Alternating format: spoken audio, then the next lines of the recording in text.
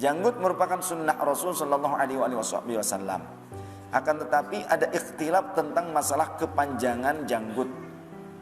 Maka contohnya Kiai Said Akil menukil itu mengambil keterangan dari kitab, salah satu kitab karya Syekh Ibnul Qayyim Al-Jauziyah. Dikutip oleh Syekh Ibnul Qayyim tentang pendapat beberapa ulama. Di antaranya ada yang menyatakan jika janggut lebih panjang dari genggaman tangan, maka akan mewariskan sifat bodoh, menurut sebagian ulama. Kemudian diungkapkan oleh sebagian yang lain, aku menyaksikan bahwa si fulan saking panjang janggutnya, sangat panjang melebihi genggaman tangannya, dia menjadi orang yang bodoh. Yang sekarang rame ribut memfitnah Kiai Said Akil Sirot itu, padahal beliau mengambil rujukan dari kitab ulama kebanggaannya sendiri. Makanya kemarin Kiai Said sampai mengatakan jenggotan itu goblok. Itu zaman kalau nggak paham akan ribut. Seolah-olah melawan syar'i, bukan. Di Surabaya itu, di Jawa itu kan banyak makam wali. Tiba-tiba ada orang-orang iseng mengatakan Wali Songo tidak ada. Oh, tidak ada itu Wali Songo. Pak, Wali Songo fiktif. Karena sebelum Wali Songo Islam sudah masuk ke Indonesia lewat jalur dari Aceh. Nah ya rusuh tuh. Wali Songo dibilang nggak ada. Nah yang bilang begitu jenggotan semua. Ada bahasa lama jenggotan, ada inisialnya siapa?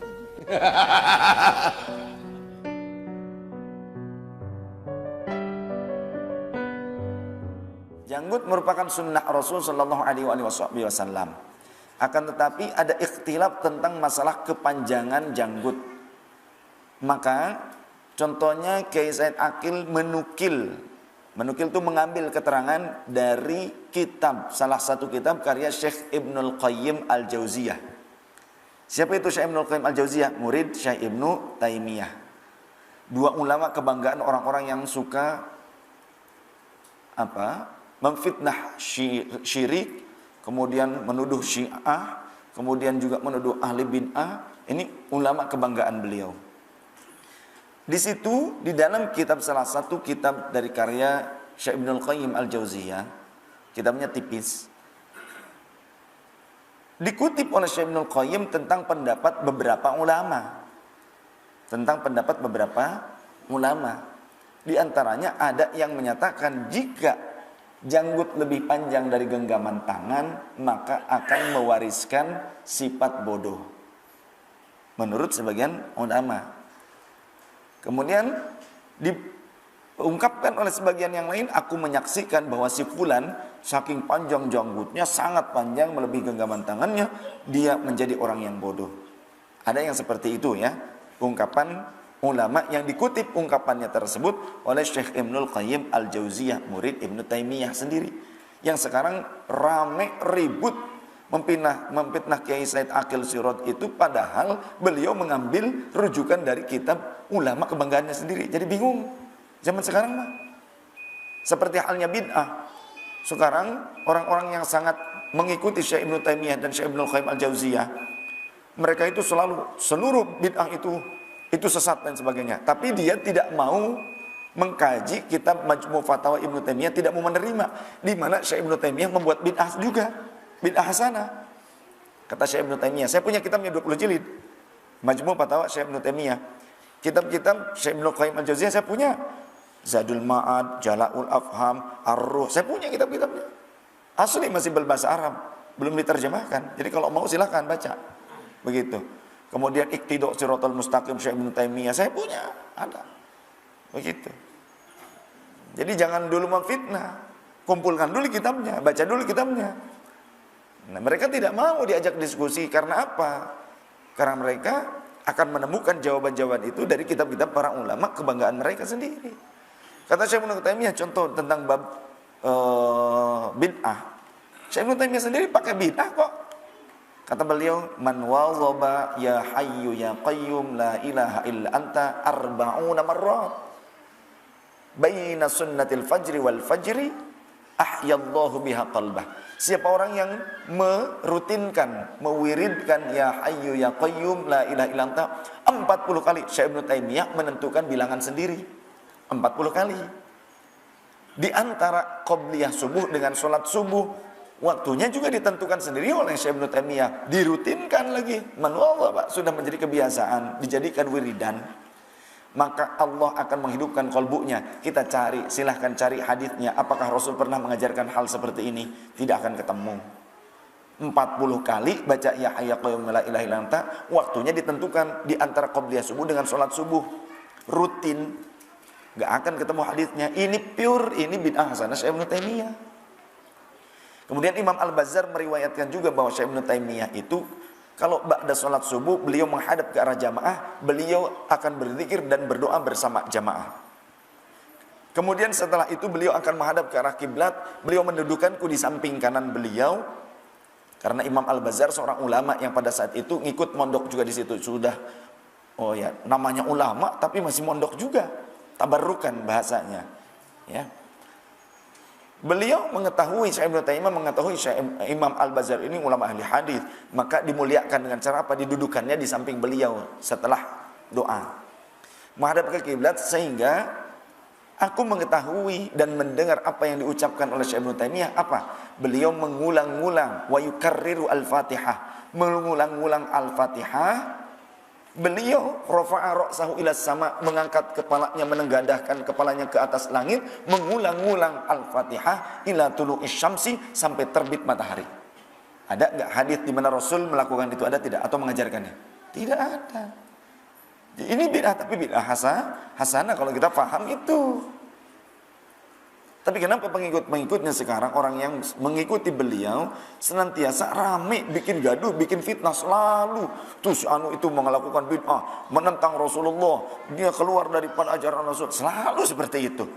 Coba kalau kembali pada kitabnya, mereka nggak mau diajak diskusi, kembali kepada kitabnya. Karena apa? Pasti terbuka kedangkalan pemahamannya. Karena di dalam kitab-kitab para ulama sendiri ada. Saya punya kitabnya. Ya, belum terjemahan, masih bahasa Arab. Begitu. Dibuatlah fitnah. Oh, si fulan mah nggak bisa baca kitab. Begitu. Padahal punya kitabnya. Kalau ngaji juga pakai kitab, tapi dibilang nggak bisa baca kitab. Tapi diajak dialog nggak mau. Ayo sok dialog, baca kitab bareng. Begitu. Kitabnya punya nggak? Nggak punya juga kitabnya. Kan aneh. Itu. Jadi hanya bisa memfitnah doang. Fitnahnya di mana? Kebanyakan di media sosial.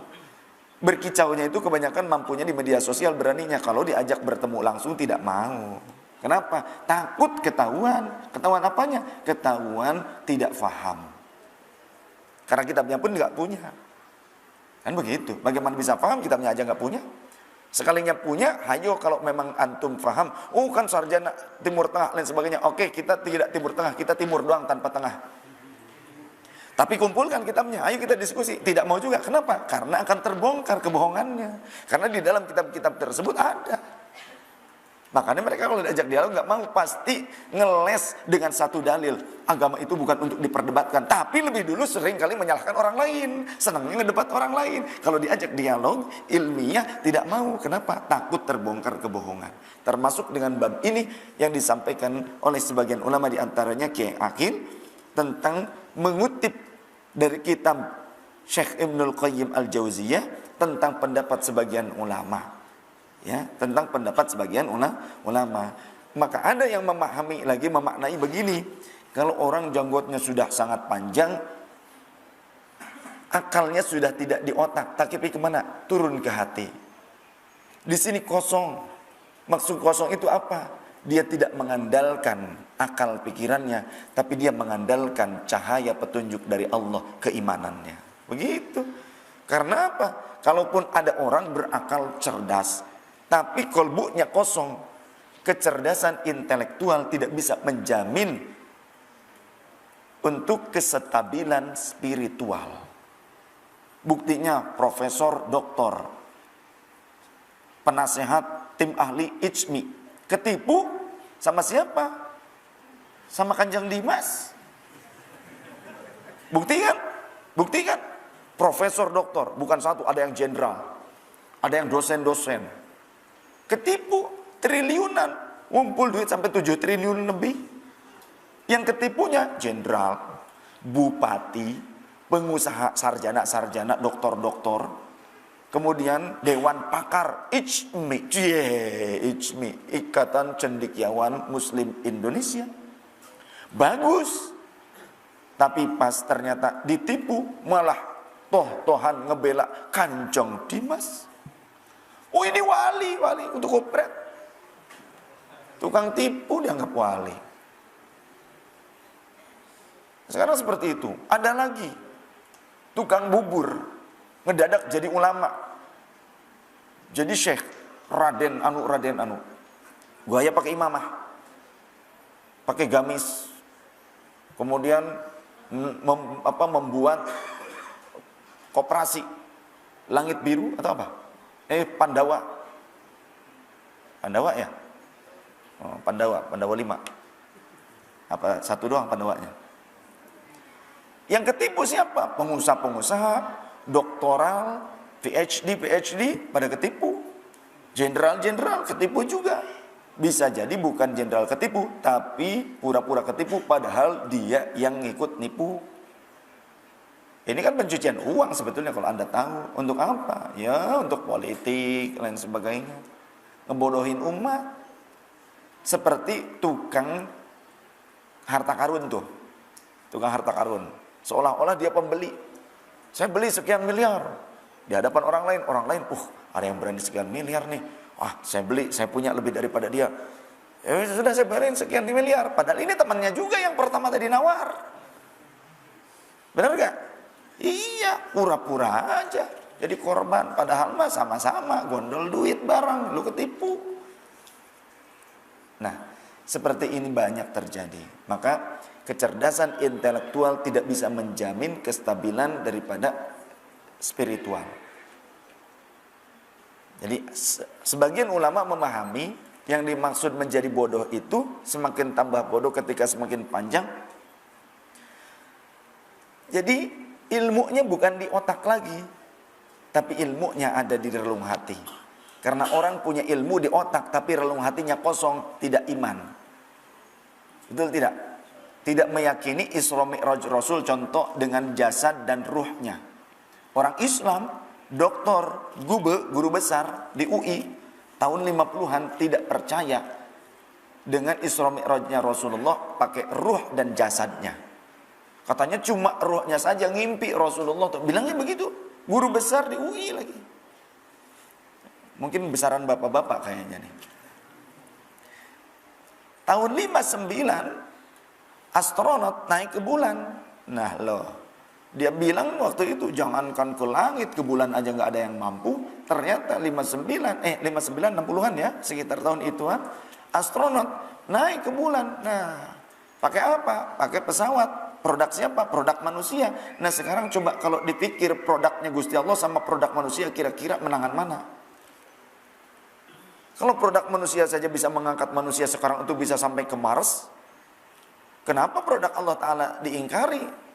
Katanya guru besar. Ini otaknya nggak dipakai. Ilmunya cuma di otak doang, tapi nggak nyampe ke kolbu. Karena kalau orang cerdas tapi ilmunya sampai ke kolbu, dia akan menjadi orang yang sangat beriman. Buktinya orang non muslim yang pintar, yang cerdas, ahli-ahli sains banyak yang masuk Islam. Karena apa? Karena dia sebelum masuk Islam ilmunya di otak banyak. Tapi ketika dia coba upayakan untuk memahami dengan kolbunya, dengan nerung hati, maka dia mendapatkan kebenaran. Karena ruh manusia salah satunya ada ruh nurani yang fungsinya, tugasnya adalah mengenyam ilham dari Allah. Ilham dari Allah yang sebagian orang ahli sains dalam ilmu sains dinyatakan ilham dari Allah itu akan diterima oleh God spot. Pernah dengar? Belum juga ya dengarnya juga. God spot. Ada satu titik ketuhanan di dalam diri kita. Ada sebagian orang yang menyebutkan di otak. Ada sebagian orang yang menyebutkan di otak. Padahal yang sebenarnya bukan di otak, tapi di kolbu. Kolbu itu apakah? Hati bukan. Tapi kolbu itu jiwa yang tempatnya bertepatan dengan jantung, 2 jari di bawah susu kiri. Kalau hati di bawahnya lagi. Ya. Tapi Kolbu itu kalaupun sudah kita mati, hancur anggota tubuh kita, jasad kita, kolbu itu tetap hidup. Disebut kolbun salim. Ya kan? Nah, kolbun salim ini akan menghadap kepada Allah. Jadi kolbun salim itu apa sih? Jiwa yang tenang, jiwa yang selamat. Jiwa itu anggota tubuh apa bukan? Bukan. Nah, jadi God spot itu adalah bagian titik tertentu di dalam jiwa kita yang tempatnya ruh nurani, ruh yang biasa menafsirkan, mentransliterasikan ilham dari Allah Subhanahu wa taala. Ruh itu ada 7. Masa iya? Ruh itu macam-macam. Ruh yang kalau keluar mati namanya ruh idhofi. Itu seluruh anggota tubuh. Makanya di dalam latifah itu latifatul kolab. Tempatnya di seluruh tubuh kita bersamaan menyatu set. Tapi di dalam latifah yang lain ada tempat ruh yang lain. Yang ruh itu kalau keluar tidak mati. Contoh pada saat kita tidur, ada ruh yang keluar namanya ruh rawani. Sehingga di dalam Al-Quran kata Allah, Allah menggenggam ruh orang yang telah meninggal dan Allah memasukkan kembali ruh orang yang sedang tidur ke dalam jasadnya. Jadi di dalam kitab Ar-Ruh Syekh Ibnul Qayyim Al-Jauziyah tebalnya segini tipis. Kemudian di dalam kitab At-Tadhkirah Imam Al-Qurtubi tebalnya segini, ahli tafsir. Kemudian di dalam kitab Syarhus Sudur bi Ahwalil Maut wal Qubur tebalnya segini karya Imam Jalaluddin As-Suyuti. Ada keterangan menjelaskan ayat seperti tadi bahwa ruh orang yang masih hidup dengan ruh orang yang telah wafat bisa berjumpa di dalam mimpi. Ya, ada ayat yang menjelaskan itu. Maka ruh yang keluar itu yang bertemu ruh apa? Apakah ruh yang nyawa kita? Bukan. Karena kalau nyawa keluar mati, itu ruh idhofi. Tapi ruh rohani keluar tidak mati. Orang pingsan, ruh rohaninya keluar. Yang meraga sukma keluar. Kemudian juga orang yang kesurupan, mungkin roh rohaninya pada saat itu keluar, dimasuki oleh makhluk jin. Seperti itu. Pada saat tidur bisa keluar. Ada ruh nabati, ruh yang mengkondisikan, yang mengatur perkembangan tubuh. Ada orang yang ruh nabatinya tidak bisa mendominasi, tidak bekerja dengan baik, atau mungkin tidak ada, sehingga dari kecil sampai dewasa kecil, mohon maaf, kecil saja. Ada yang seperti itu kan? Seperti Daus Mini, sampai udah menikah pun tetap segede gitu. Anak dengan bapak gedean anak. Nah ini ruh nabatinya tidak mendominasi. Ada ruh hayawani, ruh yang sifatnya itu seperti hewan, serakah, amarah, nafsu syahwat. Begitu. Nah kalau kita sering kali memakan unsur-unsur hewani, maka ruh hayawaniyah pun seolah-olah dipupuk. Maka sifat-sifat hewani itu akan terus semakin lekat dalam diri kita. Jadi ini pelajaran yang sangat dalam, luar biasa. Seperti itu jawabannya. Jadi intinya sebagian ulama menakwili. Yang dimaksud semakin panjang semakin bodoh itu artinya dari otak turun. Ukuran akal kecerdasan itu kan otak. Tapi di sini sudah tidak ada di akal lagi, sudah tidak di otak lagi, tapi turun ke kolbu, keimanan jadinya. Maka orang-orang sufi, guru kita sekalian yang Maulana Syekh Hisham panjang. Udah Maulana Syekh Nazim panjang. Maulana Syekh Hisham dengan Kiai Akil Sirot kira-kira marah nggak beliau ketika ketemu? Tidak ternyata. Karena apa? Karena ungkapan Kiai Akil Sirot, Syekh Hisham tahu. Syekh Hisham juga hafal dengan kitab-kitab tersebut. Wah, Masya Allah. Beliau tuh kitabnya jubel luar biasa itu. Beberapa ruangan Syekh Hisham. Jadi apa yang disampaikan oleh Syekh Akil, Syekh Hisham sudah paham. Maksudnya itu apa yang terdapat di dalam kitab karya Syekh Ibnul Qayyim Al-Jauziyah, fatwa-fatwa atau penjelasan-penjelasan, pendapat-pendapat dari sebagian ulama. Ya wajar saja sebagian ulama berpendapat sesuai dengan eksplorasi ilmiahnya, observasi ilmiahnya. Betul tidak? Kan berbeda-beda pendapat seperti itu. Akan tetapi secara qat'inya yang namanya jenggot tetap sunnah. Saya yakin Said Akil juga paham dan itu juga sudah diungkapkan oleh beliau bahwa jenggot itu betul sunnah. Nah ungkapan yang beliau ungkapkan sampai jadi kontroversi karena apa? Karena videonya dipotong-potong. Tujuannya apa? Supaya membuat kepercayaan umat kepada organisasi besar tersebut yang dipimpin oleh beliau semakin dipecah belah. Dibuat, ada yang membuat NUGL lah, apa lain sebagainya. Di Muhammadiyah juga sama. Di Muhammadiyah juga ada, dipecah juga. Ada yang berupaya untuk memecah belah. Makanya kan ada yang afiliasinya kepada Buya Syafi'i Ma'arif, ada yang kepada Pak Amir Rais, karena apa? Beberapa perbedaan tersebut diperuncing sengaja supaya apa? Siapa yang buatnya? Orang-orang asing yang ingin mencaplok Indonesia. Karena di antara organisasi besar yang afiliasinya pada Pancasila, menjaga NKRI, di antaranya organisasi Islam ya, organisasi Islam yang besar, di antaranya dua ini yang paling besar, yang sangat kokoh teguh untuk merajut kebinekaan atau lain sebagainya, sehingga orang-orang asing itu yang mungkin mereka kalau dibilang Freeport ini kemungkinan tinggal sekian tahun lagi, kita harus cari tempat yang lain. Kalau kita mau observasi alam tempat yang lain, sedangkan ini diketahui oleh masyarakat Indonesia yang dalam keadaan tenang, tentram, lain sebagainya, mereka akan menolak itu. Saat ini saja sudah ada penolakan lain sebagainya. Itu berupaya agar orang Indonesianya sendiri saling bertarung, baru mereka datang. Yang ini dibiayai, yang ini juga dibiayai terus supaya gontok-gontokan satu sama lain. Kalau sudah perang saudara, lihat negara Islam, Libya hancur, negara Islam Irak hancur, negara Islam Kuwait lebih dulu juga hancur asalnya dulu. Kemudian negara Islam Bosnia hancur juga. Kemudian negara Islam Mesir juga porak-poranda juga, walaupun sekarang sudah mulai bangkit kembali. Ya, Suriah banyak. Kemudian etnis Rohingya banyak Muslim, tapi diserang lain sebagainya, itu mah jelas tidak dibenturkan satu sama lain dengan etnis mereka karena mereka termasuk awam. Secara pendidikan intelektualnya jadi mudah langsung serang saja. Tapi kalau yang sudah berpendidikannya sudah maju seperti di Indonesia, di Suriah, di mana-mana, itu caranya dibenturkan satu sama lain. Nah, ketika sudah hancur lebur, untuk membangun negerinya itu butuh investasi. Butuh investasi, investor dari luar punya syarat. Ini boleh saya berinvestasi, tapi syaratnya kamu harus nurut saya begini. Aturan negaramu harus mengikuti saya, kebijakannya harus pro dengan saya. Akhirnya kebijakan pemerintah pada saat itu mau tidak mau harus mengikuti kebutuhan daripada investor-investor asing.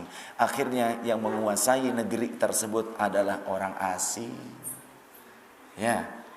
Anda butuh alutsista, ayo saya akan supply, tapi kamu harus begini-begini. Kepada pemberontak, kamu harus berjuang, kamu harus ini, harus lawan ini rezim ini lain sebagainya. Saya kasih itu persenjataan. Pokoknya nanti kalau kamu menang, kamu menjadi pemimpin mengurus negara, sudahlah cincai, investasi saya gelontorkan. Terus yang bertarungnya sesama umat Islam. Yuk sadar. Dari dulu divide et impera. Negeri kita sudah pernah merasakan itu. Perang Imam Bonjol. Ya, di mana? Sumatera Barat. Yang perang sesama anak bangsa, sama-sama Muslim.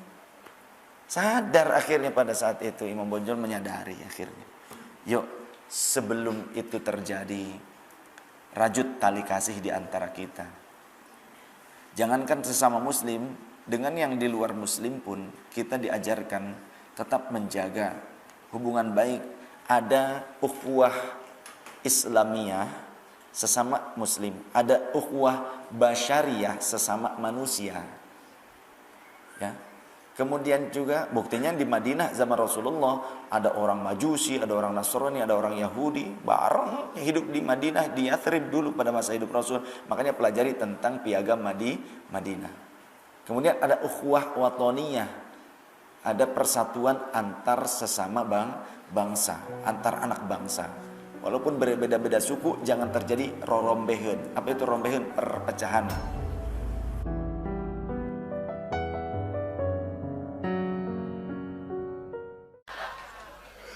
Islam itu indah.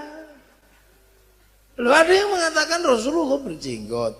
Ya ambil aja kalau kalian pengen berjenggot. Ya ambil bagus. Saya pun bagus berjenggot. Karena mukanya memang muka pantas berjenggot.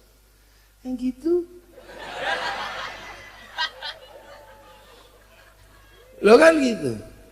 Sementara urusan jenggot Rasulullah menyebut kalimat Yahudi. Bukan urusan jenggot itu syariat, tapi karena harus menyelisihi orang Yahudi. Nah itu kan makanya itu kita menurut ini, oh ternyata menurut menyelisih orang Yahudi. Karena orang Yahudi itu suka nyukur jenggot. Nah itu terjadinya kapan? Ya ketika Rasulullah pindah ke Madinah. Sahabat pasar Madinah ini pasar terbesar di tanah Arab. Ketemu sama orang. Ya Rasul, di pasar itu ada orang pipinya tembem gini. Kumisnya 2, jenggotnya di sini. Tapi barangnya bagus-bagus. Orang mana itu ya Rasul? Itu orang Cina. Utlubul ilma walau bis. Waktu di Mekah belum ketemu sama orang itu. Nah begitu di Madinah besoknya lagi kita ketipu ya Rasul. Ketipu gimana? Ada pedagang licin. Kayak belut kecemplung oli. Ini tipu. Belum ditawar katanya ada yang nawar 10 juta. Barang 10.000 dijual 100.000. Kita ketipu. Itu kira-kira siapa ya Rasul ya? Oh itu biasanya Yahudi yang suka begitu. Kalau kamu pengen tahu orang Yahudi tidak ya lihat aja jenggotan apa enggak. Kalau enggak jenggotan belicit gitu, itu Yahudi. Rambutnya hitam walaupun tua. Giginya juga utuh walaupun tua.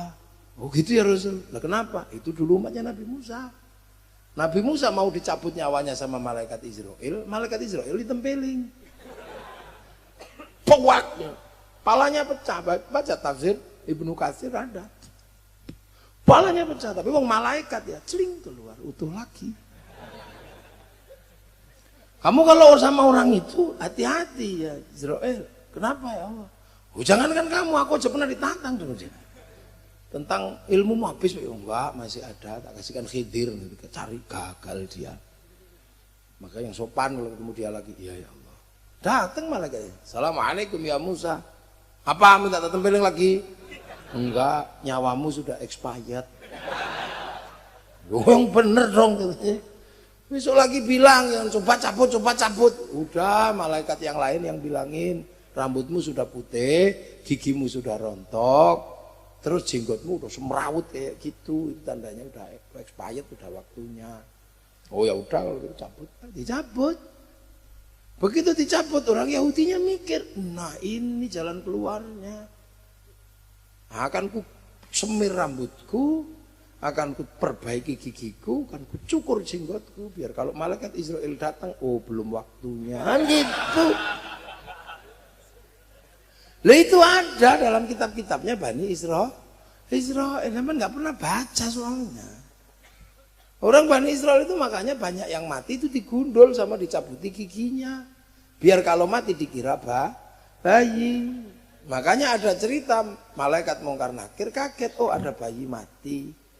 Kadang ada bulunya, diserahkan sama malaikat Ridwan. Ya Ridwan ada bayi mati agak besar. Bukan bayi. Ini digundul, ini dicukur, enggak lah protapnya begitu kalau nggak ada giginya bayi. Bukan, ini bukan bayi, ini gundul. Enggak, ini bayi pokoknya tak serahkan kamu lah. Enggak bisa, sebelum kamu pergi tak ces dulu. Kamu kalau pengen tahu gimana caranya, gampang, aku kan punya bidadari banyak. Bidadari turun ya, nggak usah pakai baju. Nah bayi yang besar itu twing, no one dipilek. Nah itu ada dalam kitabnya orang Bani Israel. Jadi makanya tafsir Bani Israel itu masalah, suka-suka dia aja. Lalu termasuk Bani Israel menggambarkan perbedaan laki-laki dan perempuan. Laki-laki begini, perempuan begitu. Karena buah khuldi berbuah 6. Yang 3 diambil, ya 6-6-nya diambil, 3 diambil sama Nabi Adam, serahkan Siti Hawa, gak kuat mecah, pukul sama Nabi Adam, pecah, serahkan Siti Hawa, baru mau dimakan ketahuan Allah, sembunyikan di sininya, gitu. Nah yang 2 ditaruh kiri kanan, makanya pelentung sini situ pecah. Nah yang laki-laki, Nabi Adam panen satu ketahuan, dilek satu di sini nyantol. Nah yang dua dipetik masih ada gagangnya, sembunyikan sini, dah kan? Lah itu makanya dilarang tafsir Israiliyat itu untuk nafsiri Quran karena iseng mereka itu. Lah ya makanya ulama-ulama yang tahu bahwa oh ternyata ada problem jenggot dengan orang Yahudi. Begitu di kampung yang tidak ada Yahudi, ulama-ulama dulu sudah nggak ribut masalah jenggot. Nah, itu suasana sosiologi antropologi yang berbeda dan geografi yang berbeda. Lo kan gitu. Jangan pornografi. Dah inilah. Jadi kalau ngaji begini tuh lupa kadang saya bisa begini. Itu beda. Makanya nggak ribut. Makanya kemarin Kiai Said sampai mengatakan jenggotan itu goblok. Itu zaman kalau nggak paham, akan ribut.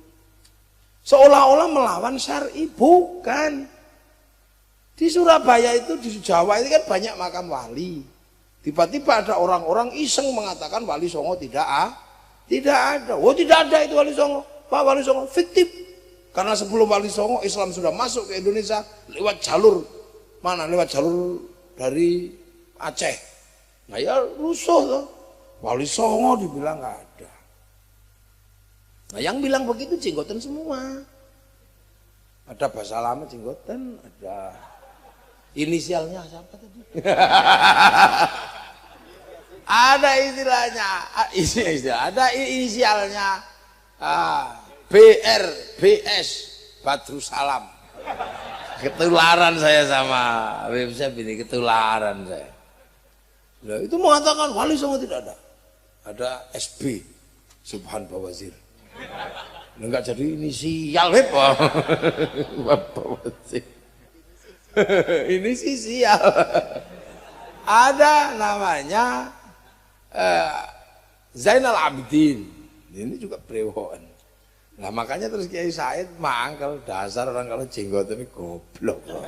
Sehingga nah orang ini balas Kiai Said yang goblok. Orang Wali Songo, apa penerus Wali Songo kok mengatakan orang berjenggot itu goblok? Padahal seluruh Wali Songo itu berjenggot. Loh, katamu nggak ada. Kok sekarang jadi berjenggot? Nah inilah. Nggak bisa. Makanya kita ini jadi orang. Kita ini sesuai pangkatnya masing-masing mengikuti Rasulullah dengan gayanya masing-masing. Ada gaya pengikut namanya sahabat. Makanya ada tingkatan namanya ahli sunnah wal jamaah. Ahli sunnah itu tetap tingkatannya beda-beda wal jamaahnya. Wal jamaah pertama sahabat, wal jamaah berikutnya apa? Tabi'in, wal jamaah berikutnya tabi'at tabi'in, jamaah berikutnya tabi'at tabi'at. Nah, kita ini wal jamaahnya siapa? Wal jamaahnya ulama. Wong kita ini ketemunya sama ulama. Kalau kita ketemu Rasulullah namanya sahabat. Sahabat itu apapun bentuknya sahabat. Mau pinter, mau bodoh, mau apa ya sahabat. Tapi kita ini ketemunya ulama. Bahwa kita ini yang kita hadapi, kita ketemu di generasinya ulama. Yang disebut oleh Rasulullah warasatul anbiya. Lah namanya pewaris kan harus punya sertifikat. Itu aja kan. Dari siapa? Oh dari guru saya. Gurumu dari mana? Dari Kiai Hashim. Kiai Hashim dari mana? Dari Kiai Asy'ari. Kiai Asy'ari dari mana? Dari Kiai Khairan. Kiai Khairan dari mana? Dari Kiai Abdul Wahid. Dari mana? Ya Abdul Halim. Dari mana? Itu dari Kiai Sufyan. Dari mana itu dapatnya? Dari Kiai Jabar. Dari mana? Dari Kiai Abdurrahman Sambu. Dari mana? Ya Abdul Halim. Dari mana dapatnya? Dari Sunan Geseng. Dari mana? Dari Sunan Kalijaga. Dapat dari mana? Sunan Bonang. Dari mana? Dari Sunan Ampel. Dari mana? Mbah Ibrahim Asmorokondi. Dari mana? Syekh Jumatil Kubro. Dari mana? Syekh Muhammad. Dari mana? Syekh Ahmad Jalaluddin. Dari mana Syekh Abdul Malik yang menurunkan plat Azmat An ini? Mau dibantah? Yo. Klan beliau ini dari Syekh Abdul Malik. Mau dibantah. Ini itu ada yang bantah kemarin, tak tari orang. Yang gitu. Nah itu dari mana? Dari Syekh Alawi Amil Faqih. Dari mana Syekh Ahmad Sohib Mirbat? Dari mana Said Ali Khuliq Qasam? Dari mana Said Alwi? Dari mana Said Muhammad? Dari mana Said Alwi? Dari mana Said Ahmad Al-Muhajir? Dari mana Said Aisyah Nabi? Dari mana Said Ubaidillah? Dari mana Said Muhammad? Dari mana Said Ali Uraidi? Dari mana? Dan gitu terus ditanya. Dari Said Ja'far Shadiq. Dari mana Said Muhammad Baqir? Dari mana Said Ali Zainal Abidin? Dari mana Sayyidina Hasan Husain? Dari mana? Dari Sayyidina Ali. Dari mana? Ini yang dapat dari Rasulullah Muhammad sallallahu alaihi wasallam. Lah kita ini wal jamaahnya ulama betul. Ulama-ulama bikin organisasinya ya Nahdlatul Ulama. Wong pangkatnya cuman pangkat muridnya ulama. Kamu itu kalau muridnya Nabi, kamu Nahdlatul Sahabah. Lah itu loh makanya. Lah makanya orang NU ini nggak gampang konslet karena tahu urutan maulid dan urutan khol. Ibarat kepegang siratal mustaqim tidak kehilangan siratal ladzina an'amta alaihim. Memang itu tidak dibuat oleh para ulama, dibuat agar kita tidak kehilangan kontrol bahwa kita punya generasi yang berbeda, gayanya berbeda. Jangan kemudian ini zaman Rasul gak ada, ini zaman Rasul gak ada, ini zaman Rasul gak ada. Mukamu itu gak ada di zaman Rasul. Ini, ya Allah, kadang itu sok-sokan orang-orang. Nah ini makanya maulid, khol, bagi generasi milenial ini sangat dibutuhkan. Begitu zaman milenial ini sangat dibutuhkan. Kenapa? Orang bisa tidak butuh siapa-siapa di generasi milenial ini. Dulu zaman saya ngaji, mesti ketemu guru. Sekarang nggak perlu ketemu guru, makanya ilmunya dapat, akhlaknya hilang karena ketemu sama Google. Ngajinya tongkrong di atas WC. Ini percepatan kehidupan yang luar biasa. Dulu kita bersama, kenapa? Dengerin radio sahur sepuh, satu radio didengarkan 50 orang. Kita lihat TV, berbanyak orang kampung lihat. Sekarang itu hilang semua karena apa? TV sudah kalah sama internet, sama gadget, sama apa. Ini loh generasi milenial, kalau kita nggak waspada, millennial killing everything. Milenial ini membunuh segalanya. Manusia terbunuh semua. Pak Pos habis sekarang dibunuh sama milenial. Dulu nganterin surat, sekarang kalah sama SMS. Dulu saya waktu kirim surat sama kekasih saya itu, saya cari kertas pink, tulis warnanya Arab, cari Pak Pos. Makanya ada lagu Pak Pos. Gini Pak Pos ada. Kita berikan, habis itu seminggu berikutnya kok lewat Pak Pos, dapat balik. Oh enggak, ternyata berdebar-debar. Wah, maka generasi zaman saya ini kalau sudah cinta masuk ke hati. Kenapa? Warna cinta itu menyakitkan, gak bisa ketemu. SMS, surat gak dibalas, sampai rindu itu sampai menyakitkan. Rindu itu seperti membunuh sudah. Kita bisa menggigil karena cinta. Karena nggak ketemu. Lihat yang listrik seperti lihat wajahnya. Makanya orang-orang tua seusia kita, kalau berkomitmen, kita bisa pegang. Karena cinta itu sampai di sini. Anak-anak muda sekarang nggak merasakan indahnya cinta. Anak milenial tidak merasakan cinta yang menyakitkan, yang menusuk tidak lagi dirasakan. Karena cinta begitu mudah dikeluarkan. Begitu rindu, langsung kirim wajah kita, pet. Langsung bawanya, peke. Mah,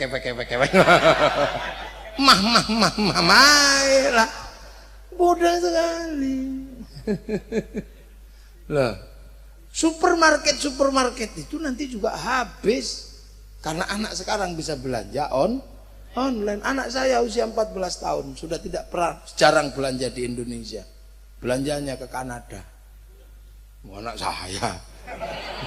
Iya usia 14 tahun kalau belanja ke Missouri. Kemarin belanja dari Kanada. Saya tanya berapa nak harganya?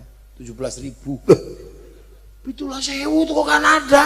Apa? Peniti gitu. Loh itu terus ongkosnya berapa? Kita nggak kebayang. Loh itulah masa depan. Nah itu kalau terjadi dalam agama sangat beresiko karena orang bisa belajar langsung dari sumber, kehilangan jarak yang jauh, kehilangan ruang dan waktu. Makanya orang sekarang langsung mari kita belajar kembali kepada Rasulullah. Kenapa? Karena bisa baca Quran dan Sunnah dalam kitab yang langsung dibaca. Kalau nggak bisa ya cari terjemahan fikih. Dunia dilipat semua hari ini. Dulu kalau mau baca koran, nunggu korannya Pak Lurah selama seminggu baru bisa kita baca. Dulu zaman segitu. Dan gitu baca koran. Sekarang nggak bisa. Pengen lihat Afrika dulu nunggu flora dan fauna. Di TV. Nah, sekarang kamu mau lihat dunia dari sini cukup India keluar, bokong India keluar, tengu India keluar.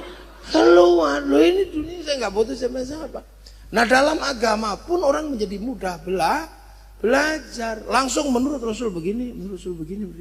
Makanya banyak sekali orang sekarang yang kehilangan ruang dan waktu, kehilangan jarak. Hasilnya apa? Ya orang ini menjadi orang-orang yang tidak lagi memahami bahwa ada perjalanan panjang. Islam itu melalui proses wal jamaah yang beda. Langsung ahli sunnah. Ya nggak apa-apa kalau kuat. Tapi lama-lama sebagian konslet. Tahu-tahu jadi teroris gitu kan. Ya, makanya dulu para ulama bangun dibikin khol akhirnya ziarah kubur guru. Hasilnya apa? Mencintai tanah di mana gurunya bersemayam. Pada saat itulah tumbuh namanya cinta terhadap tanah air. Itu mekanismenya. Kita ini puluhan bangsa yang berbeda-beda. Maka semuanya dibikin bagaimana bersatu. Makan tumpeng biar bersatu. Ingkung ayam biar bersatu. Loh ini yang dulu dilakukan oleh para ulama. Nah sekarang orang langsung cheat gitu. Dia nggak ngerti. Makanya taunya wawajataka dolam fahadah. Dia tidak tahu al-amin, tidak tahu apa. Itu ini yang kayak gini ini. Makanya para sekarang masih langsung kembali pada Quran dan Sunnah. Ya karena apa? Dia bisa belajar langsung kepada Quran dan Sunnah. Dia lupa bahwa Quran dan Sunnah itu tumbuh dari psikologi manusia pada zamannya. Nah, itu makanya jangan heran sekarang. Balik sana, nah ada bid'ah. Nah beliau saya senang beliau kupas satu-satu. Nggak sempet kalau saya. Nggak sempet ya ngupas nggak sempet. Karena saya selalu grogi kalau lihat ini. Grogi. Nah inilah. Nah makanya orang yang suka maulid, suka khol, nggak pernah lupa lompatannya itu nggak terlalu jauh. Masih punya guru di kampungnya apa. Yang lain langsung melompat. Makanya orang-orang yang konslet itu nggak suka mulutan, ya kan? Nggak suka khol. Akhirnya lupa bahwa dia kedudukannya muridnya ulama. Langsung gayanya kayak muridnya Nabi. Asyida'u 'alal kufar ruhama'u bainahum tarahum ruk'an sujada yabtaquna fadlan minallah wa ridwanan simahum fi wujuhihim min atharis sujud. Langsung kalah sama orang kafir.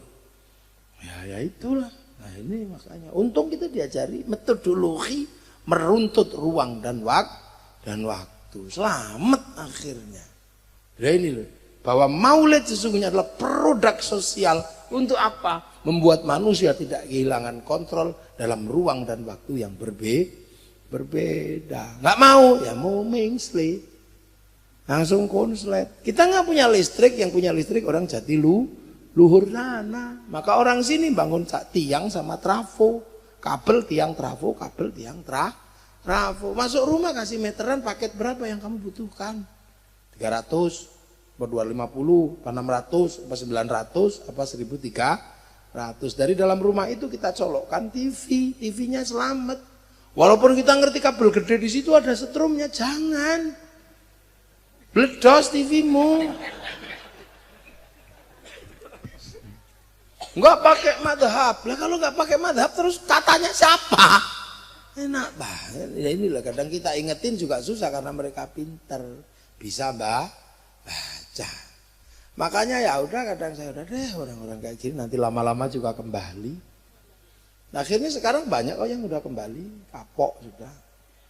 Dulu Sayyidina anti, sekarang mau Baginda, Nabiyina mau, tapi belum Sayyidina. Setelah tahu dalil la taj'alu du'a ar-rasuli bainakum ka du'a ibadikum Allah. Tumpeng nggak mau, sekarang nasi kotak mau. Ingkung ayam nggak mau, tapi suwiwi tok mau. Itu, ya kan? Suwuk nggak mau, tapi ruqyah mau. Mau semua sekarang. Ilaruhi nggak mau, tapi semoga arwahnya mau. Alat musik nggak mau, tapi mulut mau tum. Namanya nasyid. Nasyid. Makanya kalau mereka selalu mengatakan, mari kita kembali kepada Quran dan Sunnah, ya kembalilah, wong kamu pernah pergi.